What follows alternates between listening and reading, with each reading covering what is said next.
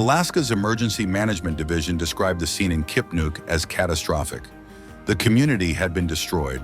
Officials and volunteers were doing everything they could, but the storm had left behind a wound too deep to heal quickly.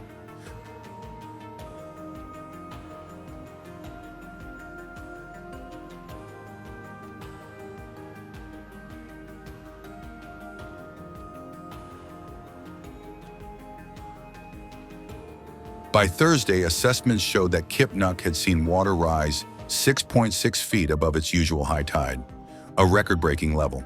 The last time anything close had happened was in 2000.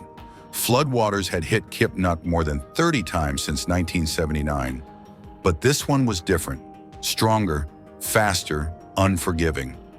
Climate scientists said there was a reason. Typhoon Halong's remnants had crossed unusually warm waters in the Pacific. That warmth, fueled by human-caused climate change, gave the storm its strength even as it moved north. A climate specialist at the University of Alaska Fairbanks said that indigenous communities in Alaska were strong and resilient, but when nearly every house in a village is uninhabitable and winter is weeks away, even resilience has limits.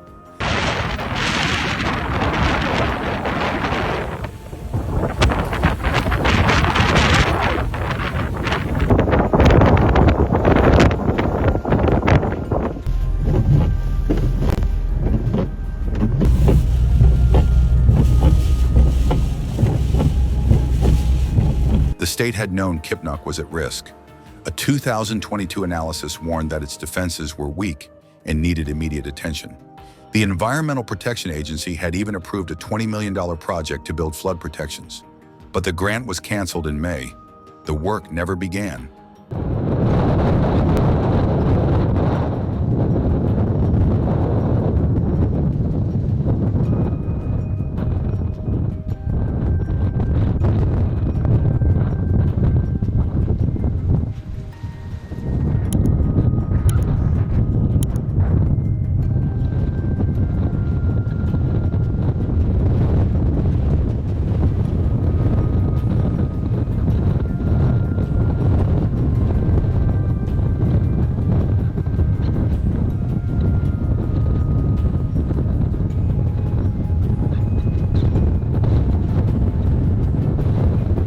Now that delay had turned deadly.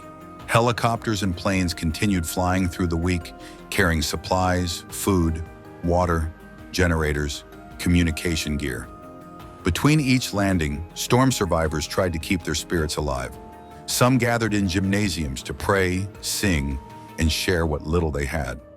Others simply waited, watching the horizon for the next rescue plane.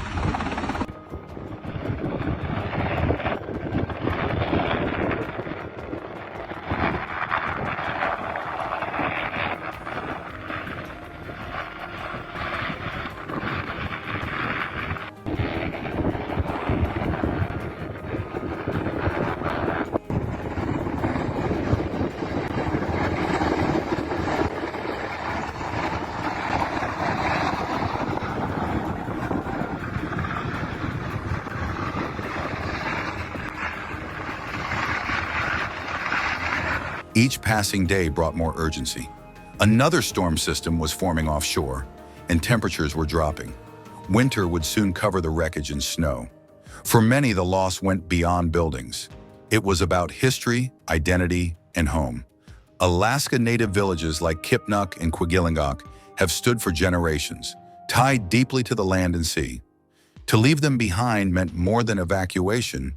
It meant displacement from culture, from ancestors, from everything familiar.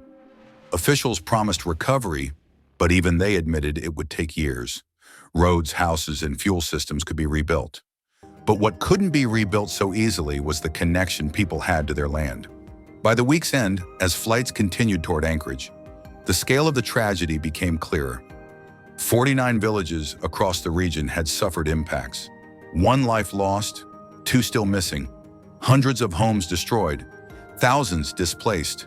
The numbers told part of the story, but the real story was quieter. The sound of people leaving behind generations of memories, not knowing when or if they would return.